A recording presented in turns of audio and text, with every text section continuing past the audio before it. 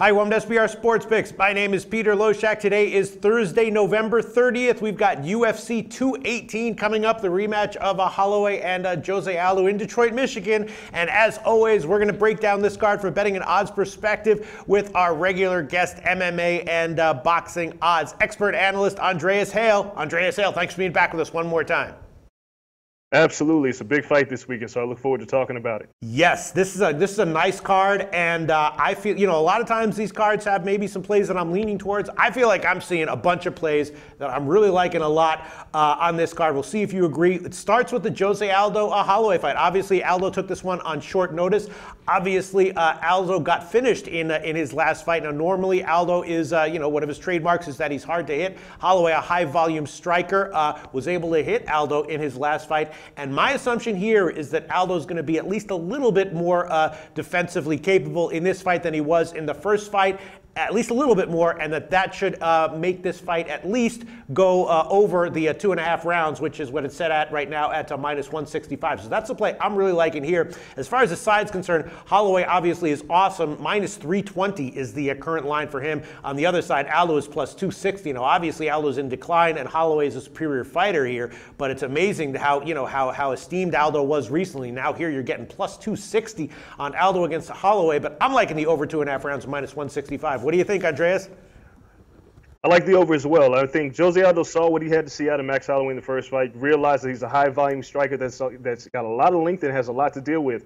Jose Aldo also fades down the stretch. His conditioning has always been an issue. So I think in this fight, he'll be a little bit more cautious. He started off really fast against Holloway the last time and then ran out of steam, and Holloway just turned on the pressure. So I don't see that happening in this fight. I think it goes the distance. As for the straight-up odds here, Aldo's really getting disrespected here. Yeah. I mean, granted, Max Holloway's, 11 fights in a row. He's looked amazing in all of his fights.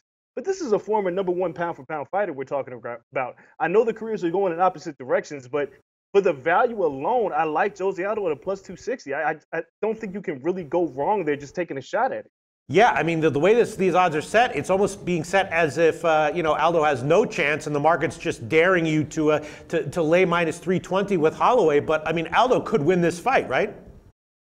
Yeah, he definitely could. I mean, he has the power, the technique. If we go back and look at in between his two losses to Conor McGregor and Max Holloway, he looked phenomenal against Frankie Edgar. Who's to say that we don't see that version of Jose Aldo again? I mean, he's still fast. He's still got impressive leg kicks. And he's seen what Max Holloway had to offer. The last fight time he had a rematch was against Chad Mendes, and he looked excellent against Chad Mendes. He computes things very well. I understand why Max Holloway is a favorite. I just don't understand why he's this significant of a favorite against a guy who at one time was probably the most deadly fighter in all of MMA because he was just destroying people. So I have to just take a shot at this at plus 260. It's a gift to me. I'm going to take it. Yeah, it's amazing how quickly these odds can change. I mean, if you had told us a few years ago that you'd be able to get Aldo at plus 260 against Holloway, you'd be like, damn. Some bad stuff must have happened to Jose Aldo between now and that date. All right, well, I'm going to make the over 2.5 at minus 165. Definitely an official pick. As far as the side, I guess I'm going to hold off because, I mean, I do think Holloway is going to win. Do you think Aldo's going to be able to make adjustments, based on and survive and be more defensively sound than he was in their first fight? I think he'll pace himself better, and I think he'll fight smarter, which means he's going to try to win a points fight here. I don't think he's going to think he can knock out Max Holloway. Max Holloway is extremely durable. I mean, Jose Aldo's a ballsy guy. He thinks he can beat anybody, but I think he's going to have to play this one smart. I mean, his entire camp has struggled over the past few years, and they desperately need a win. So I think you got to play it smart with Holloway. I think you have to try to outpoint him. Aldo knows he's faster than Max Holloway, so he'll try to keep the distance. As far as winning, I mean, if you force me to pick, I'd definitely say Max Holloway because he has the physical advantages in his career trajectory. He's pointing in the right direction. But at a plus 260, I'm going to say to pick it because I can't deny these odds. I can't just turn my back on a guy who was the #1 featherweight, who's a legend in the sport. I just can't do it. Yeah, I can turn my back on him from a bet here at plus 260, but I'm definitely not going to turn my back on this fight, at least being more competitive and going longer than the first fight did. So I'm making an official pick over 2.5 minus 165. And are you taking Jose Aldo as an official pick or just a lean? It's just a lean. I'm going to take the over as well, though. I think this fight definitely goes over 2.5 rounds because I think Jose Aldo's going to fight his smartest fight. Yeah, that's what I'm thinking as well. And for anyone who's wondering, Aldo by decision is plus 382, which is actually, there could be a finish here as well. Aldo is still a great striker, right? Yeah, he is. Max Holloway's just extremely durable. The guy Yeah. can take a lot of punishment and keep coming. So Aldo winning by decision, if you had to lean towards that over a knockout, I would definitely lean towards Aldo for decision. It's a good line. Okay, Andreas Hale and I both on the over 2.5 rounds, minus 165. Historically, that has been a good place to be when Andreas Hale and I agree on a play like that. The next fight on the card, another play I'm liking. Overeem against Ngannou. Now, obviously, Ngannou is friggin' awesome, fearsome, really, really impressive as a fighter. Not just a guy who just, brawls and relies on his power. Also a disciplined fighter. Very, very impressed with this guy. But Overeem has also become a smarter fighter in the latter years of his career, as we all know. The market expects this one to finish early because of just how devastating Ngannou is, which is understandable. We have seen Overeem go up against fearsome strikers like this recently, and sort of employ a good game plan to sort of keep his distance from them and make the fights closer than maybe they could have been or should have been. And I'm thinking that we might see here. I mean, obviously Ngannou's taking a major step up in class here. Again, I'm not sure what I think about the side, which has Ngannou as a huge favorite, but I'm thinking the over 1.5 rounds at plus 110 might be also worth a shot. What do you think, Andreas? Definitely on the over plus 110. Reason being is Overeem is a disciplined striker. Yes. He's been finished early by Stipe Miocic, but he kind of overcompensated and got himself caught. Before that, he's finished guys a lot sooner. But when he's forced to be technical against a dangerous striker, he fares very well. And if you look at Ngannou, yes, he's a devastating striker, but his biggest name on his resume is Andrei Arlovski.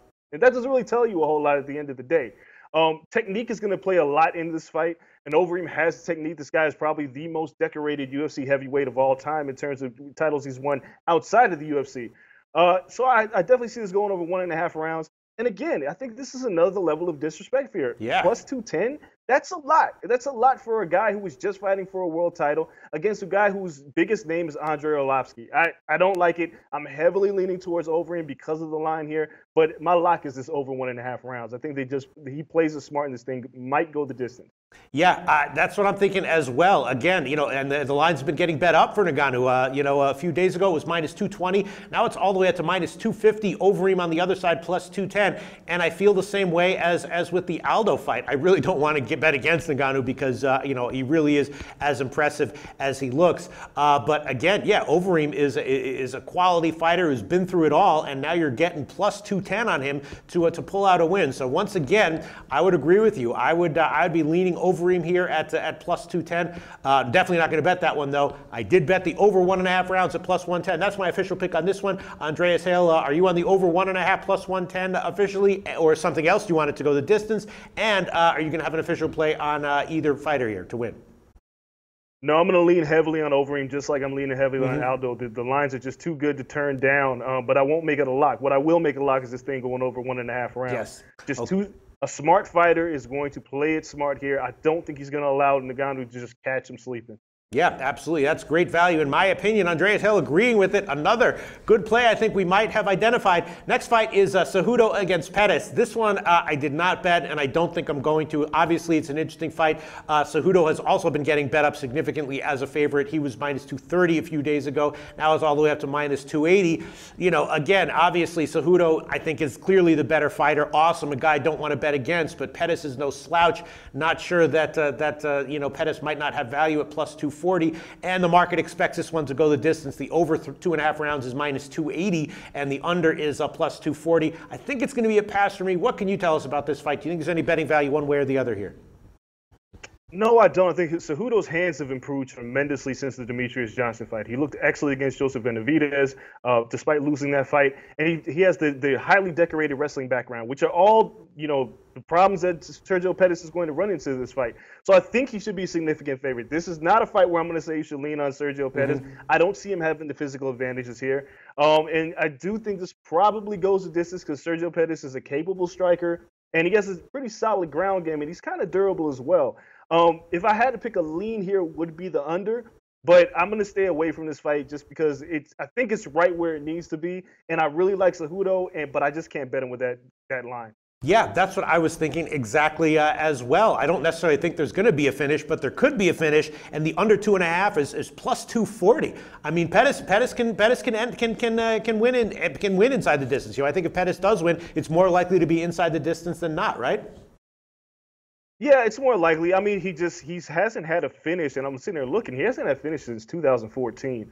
And he hasn't fought as decorated a fighter as Henry Cejudo. I don't see a finish necessarily happen, but if it happens, I think it's going to be on Cejudo's side.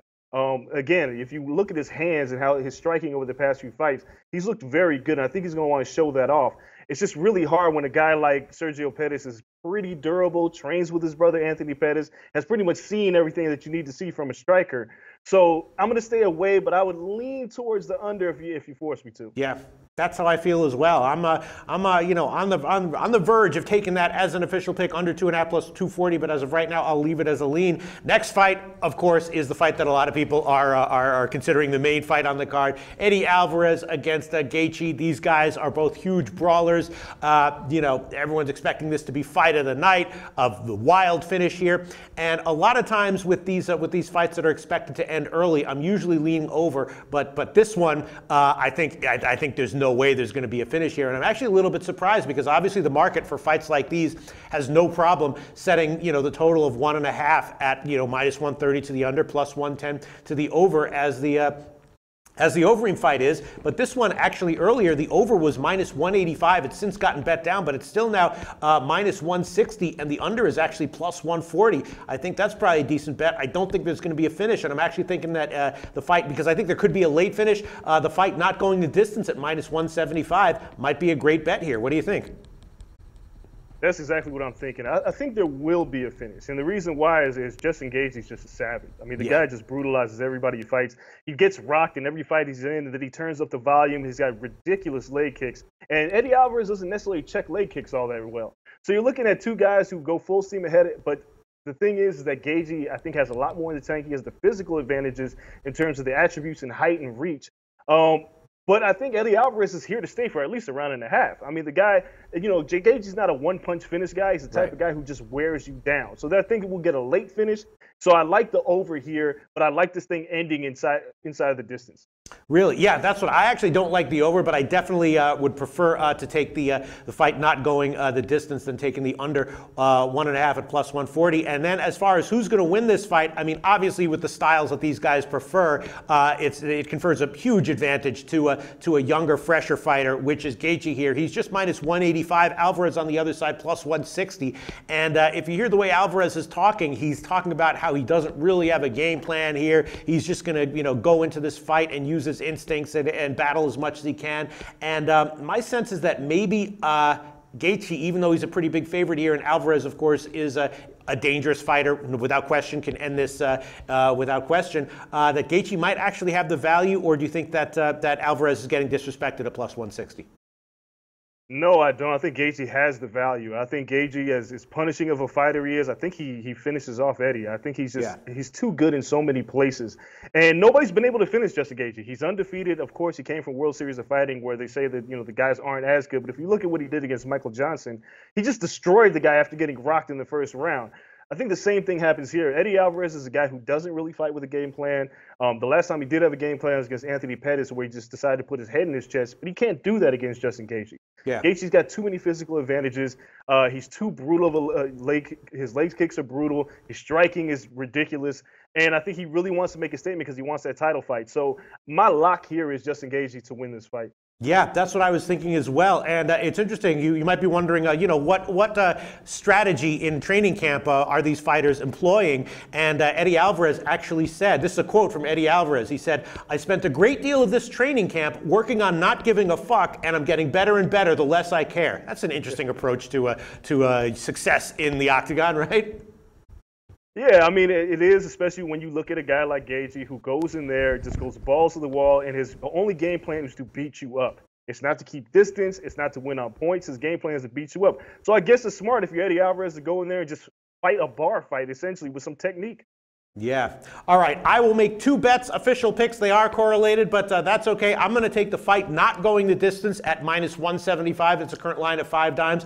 And I will throw on Gaethje inside the distance, which is +105. You know, normally for those props, you want to be getting a pretty decent underdog line. Here, it's just +105. So if he wins, it loses. But if he wins by decision, sorry, it loses. But I will take both of those fights not going the distance, officially -175, and Gaethje inside the distance at +105. Andreas Hale, do you just have leans here, or are there any picks you want to make official? I'm just picking Gaethje. That's my lock. I think one way or another he wins. Maybe Eddie Alvarez sees the final belt, but he's going to pay for it if he does. One way or another, I think Gaethje wins this fight. So that's my lock. Okay. -185, that's an official play? -185, I'm going to take it. I don't think Eddie Alvarez, after getting beat up by Conor McGregor, I just don't think he's got it in him anymore. Okay, and then the last fight on the card, another interesting one, Michelle Waterson against Tecia Torres. And Tecia Torres, of course, a very, very impressive fighter. Doesn't get finishes, although her last fight was a finish. But this line has seen the biggest move by far of any on the main card. A few days ago, Torres was just -165 as a favorite. Now she's gotten bet up all the way to -245, and it's understandable why. She just seems like she's unbeatable, by anyone except for elite level strawweights. And of course, almost all of her fights in her career have gone the distance, so it's no surprise that the over here is 2.5 rounds -330. So in recent UFC and previews we've done, Andreas, there have been a few fights that we've said had quote unquote, one fighter by decision written all over them, and those fights have more often than not resulted that way. This one has Torres by decision written all over it, and the line on that right now is -146. Is that a good bet, or do you think Waterson has a legit chance here, and do you think she's getting disrespected by all this line movement in Torres' favor?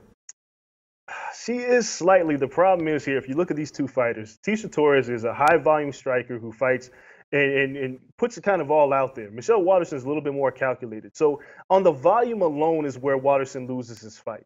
And then Tecia Torres, she's great at battling you against the cage. She's great at takedowns. Waterson, she has a hard time dealing with these kind of high-pressure fighters. So I see why the line is moved. So it basically made it unbettable for me, because initially I did like Torres, but not with this line. And then the finish, I don't necessarily see it happening unless Michelle Waterson is a completely shot fighter. After the Rosedam and Eunice finish, maybe everything has changed for her, and maybe she can get finished. But Torres is not necessarily a finisher. She's just a high-volume striker. So I like Torres by decision here, but I can't see anything to pick here, so I'm staying away. All right, so you do think then that Waterson has a chance of winning here? Because I look at this and I see Torres, the only quote-unquote flaw she has is maybe a lack of vicious power. She's not a finisher, as you said, but technically I don't see any flaws in her game. How do you think Waterson could possibly win this one? She has to get her to the ground. She has a great ground game, and she has to find a way to put Torres on her back. The other way is to be a little bit more calculated of a striker, because Torres is going to come at you, and she's going to have to counter. If she's been working on her counters in this camp, she could find a way to outpoint Tecia Torres. It's just the problem is like, can you throw enough punches and kicks to keep Tecia Torres off of you? They don't call it the tornado for nothing, so she's going to come here. But I think Waterson does have a chance. I think she's getting a little disrespectful, but not enough to make me pick her. Okay. All right. Well, we'll see if this line closes, if it keeps going up in Torres' favor, or if it comes back down to Michelle Waterson. So this is going to be a pass for you, this fight. Yeah, I'm going to pass on this one. I'm just going to watch it. All right. It's going to be a pass for me as well. So to review the picks, Andreas Hale and I are both on Aldo Holloway over 2.5 rounds -165. Andreas Hale and I are both on Overeem Ngannou over 1.5 rounds +110. Andreas Hale and I are both passing on the Cejudo Pettis fight, although we both also have a lean to the under at +240. At +160, I wouldn't really be thinking about it, but at 240, that is tempting. And then the Alvarez Gaethje fight, I'm on Gaethje inside the distance at +105, and the fight not going the distance at -175. And Andreas Hale likes Gaethje just to win one way or another at -185. Great preview, Andreas Hale. I think we got some edges here. Thanks so much. Talk to you again very soon. Absolutely. Talk to you soon. Hey guys, thanks for tuning in to our channel. Now, we've put a lot of work into producing all these free videos, so please help us out and keep all our content free for you forever by simply liking, sharing, commenting, and subscribing. Now, not to mention, a visit to our industry-leading website will warm the hearts of all our SBR employees, especially myself. Now, the links are over there to the left, so do check those out. Thanks for watching.